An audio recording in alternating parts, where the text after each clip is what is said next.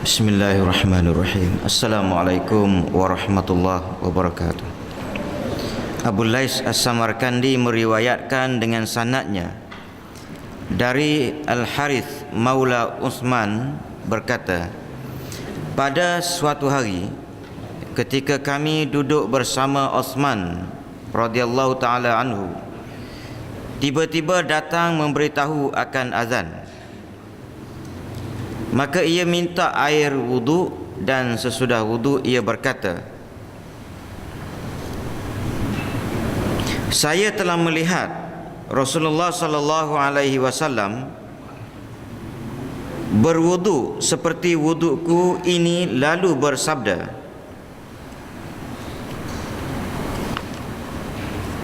siapa yang wudu seperti wuduku ini kemudian sembahyang zuhur, maka Allah mengampunkan baginya dosa antara zuhur dengan subuh. Kemudian jika sembahyang asar, maka Allah mengampunkan baginya dosa yang terjadi antara zuhur dengan asar. Kemudian jika sembahyang maghrib,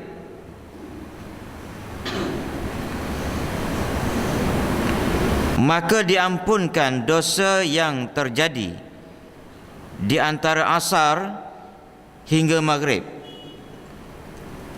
Kemudian jika sembahyang isyak, maka diampunkan baginya dosa yang terjadi antara maghrib dengan isyak. Kemudian ia bermalam tidur, dan bila bangun berwudu lalu sembahyang subuh, maka diampunkan baginya dosa yang terjadi antara isyak dengan subuh. Dan inilah yang disebutkan hasanat. Kebaikan, hasanat itu kebaikan. Kebaikan yang disebut kebaikan dapat menghapuskan dosa-dosa.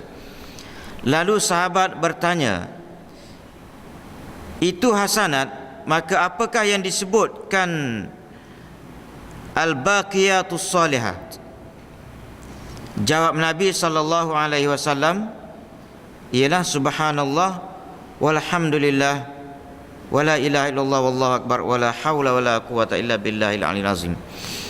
Jadi hadis ini ataupun cerita ini sama dengan cerita yang sebelum semalam, iaitu sebelum hari ini.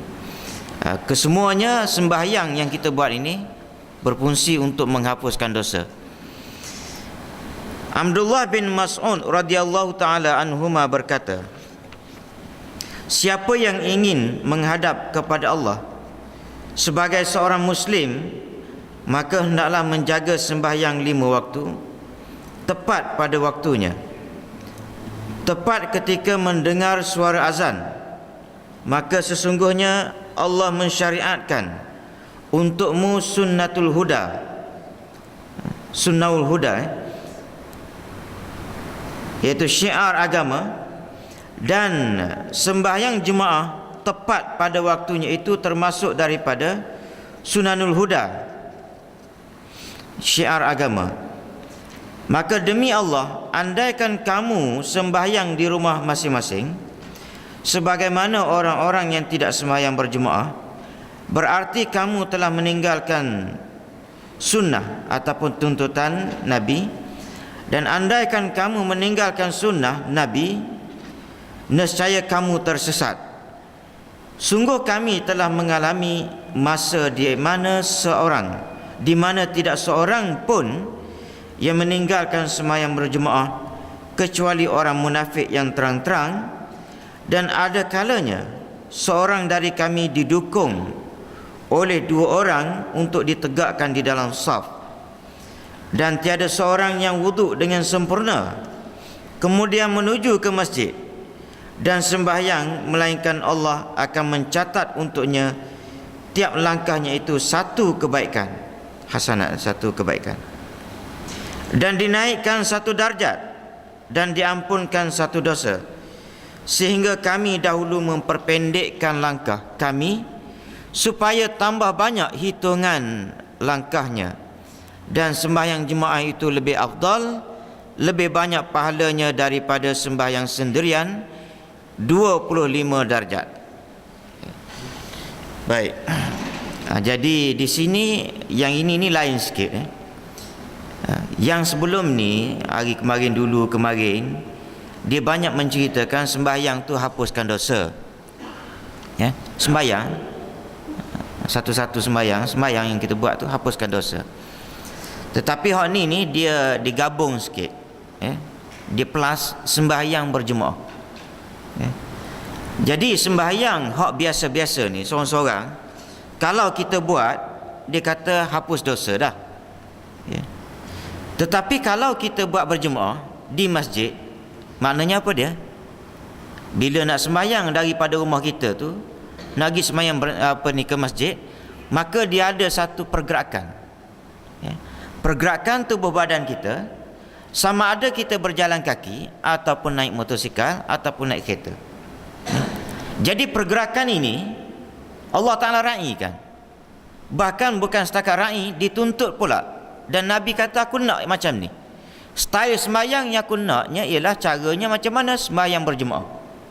Jadi oleh kerana aku nak macam tu, maka aku nak supaya kamu fikir dan sentiasa beringat, bila nak sembahyang tu usahakan supaya sembahyang berjemaah. Bila kamu nak sembahyang berjemaah ada halangan yang tertentu, sama ada mari tetamu ke ataupun tak sihat ke apa benda, itu cerita lain. Itu bab lain. Cuma bab yang nak bincang di sini ialah kamu kena sentiasa fikirkan macam mana nak pergi jemaah. Kena usahakan. Dan bila kamu usaha dan kamu pergi, maka aku akan bagi satu keuntungan yang lain. Apa dia? Setiap langkah itu satu kebaikan Allah Ta'ala bagi. Kemudian satu kejahatan dihapuskan, satu darjat diangkat. Jadi yang ini kelebihan orang yang bersembahyang berjemaah. Sebab selain daripada nak cerita pahala ke apa benda, bila kita berjemaah juga paling tidak kita berjumpa dengan kawan-kawan. Berjumpa dengan kawan-kawan ni macam mana pun dia jadi seronok. Bila pakat kawan kita ni ada kawan kita rumah sebelah sana ataupun taman sana, bila mari sembahyang subuh pakat mari belaka. Siapa hak mari? Kawan kita. Bila mari masjid takkan tak bertegur. Jadi tegur menegur itulah yang menyebabkan mari satu kerehatan jiwa kita, tenang jiwa kita, fikiran kita. Ketenangan inilah yang satu orang sahabat, satu orang ulama, dia kata benda yang paling aku gembira dalam dunia ni 3. Satu daripadanya ialah kerana adanya sembahyang berjemaah saja. Sunat hak Nabi tuntut sangat sembahyang berjemaah. Kerana ada benda ni aku suka sangat hidup dalam dunia. Lepas tu sembahyang malam pun adalah orang lain. Tapi nak ceritanya sembahyang berjemaah. Pasal apa dia? Dia kata liqaul ikhwan. Bila adanya sembahyang berjemaah ni, aku dapat jumpa dengan kawan-kawan. Bila dapat jumpa dengan kawan-kawan, passion kita lah. Kita tak boleh nak nafikan jumpa kawan-kawan ni dia menenangkan fikiran kita. Buktinya apa dia? Kita boleh hak tak main masjid hak tak main masjid. Lepas orang panggil lebih kurang pukul 8 tu boleh hello kawan dia. Jom kita pergi kedai mamak. Hak tak main masjid tu. Maknanya dia punya jiwa ni, naluri manusia dia memang nak jumpa kawan. Maka di sini agama kita ajar oleh kerana naluri kamu tak boleh lari. Nak pula bila dah kata orang dah hala ke berumur ni orang panggil, kerja buat pun tak ada dah, mula nak cari kawan. Nak menghadap bini ke apa benda tak jadi kan. Maknanya balik-balik rumah menghadap bini, ada cucu tahan sikit. Dia menghadap hak tula orang panggil, jadi nak juga hak lain. Siapa dia hak lain? Kawan. Jadi agama ajar jumpa kawan yang terbaik, tempat dia, masa dia ialah di masjid dan semasa sembahyang berjemaah. Jadi cuma benda lagu ni belah nabinya dia tak cerita sangat. Dia ceritanya kalau mari masjid pahalanya lagu ni. Kemudian darjat dia diangkat. Hak lain-lain tu itu dalam dunia ni ada doktor. Aku tak ada pun doktor ada. Fikirlah pakar psikologi ada cerita lah. Ya. Jadi pakar psikologi dia kata, kena jumpa lah kawan-kawan hilang release tension. Ya, kalau jumpa kawan-kawan, doktor pun lagu tu juga, jangan duduk terperak dalam rumah. Makcik kena banyak berjalan. Ya. Banyak berjalan tu dalam Quran pun ada sebut dah. Dalam hadis pun ada sebut. Banyak berjalan, tubuh badan sihat. Tafsihu. Ya. Tubuh badan sihat, jiwa tenang. Hak ni Nabi cakap, ya. Nabi cakap dah tu. Jadi doktor pun, ialah doktor ni sepanjang zaman ada, tak payah nak cerita panjang. Ya, hak cerita-cerita yang berkaitan dengan badan tu, badan jiwa kita ni tak payah cerita panjang, cuma hak pahala ni cerita sekali. Orang lain tak boleh cerita. Nabi je boleh cerita. Dengan sebab itu Nabi ni dia bercerita benda-benda yang orang lain tak boleh cerita. Kalau orang lain boleh cerita juga tuan-tuan, haru biru dunia. Ya. Mari nampak ustaz alim sikit, ustaz kata siapa mari sembahyang berjemaah boleh 300 kali ganda dia punya sembahyang seorang-seorang di rumah ke macam-macam. Okey, oleh kerana pahala ni tak boleh orang lain cerita, Nabi cerita sekali. Mari sembahyang berjemaah, fadilat dia, kelebihan dia 25 kali ganda. Lepas tu ada dalam hadis yang lain Nabi kata 27 kali ganda. Ulama pun bahas kenapa 25, kenapa 27. 25 ni ulama berpandangan ialah untuk sembahyang berjemaah yang hak tak keluar suara. Jadi tu imam pun tak boleh keluar suara. Apa dia? Zuhur, asar. Hak mana sembahyang kalau imam tu dia jadi imam, zahir suara dia sewaktu membaca ayat Al-Quran, maka 27. Jadi itu ustaz lain hebat macam mana pun jangan keluar jenis-jenis lagu tu. Ya?